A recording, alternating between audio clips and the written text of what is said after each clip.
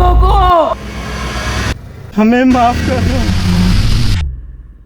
कौन हो तुम? हमारा रास्ता क्यों रोका है? मैं किसी को भी नहीं छोड़ूंगी। हमारा कोई कसूर नहीं है। कहाँ जा रहे हो?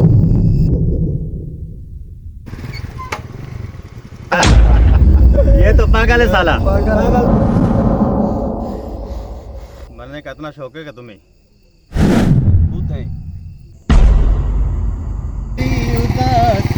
प्लीज एक मिनट रुको तो, मुझे अपने साथ लेके चलो, नहीं तो वो लोग मुझे उठा के लेके जाएंगे।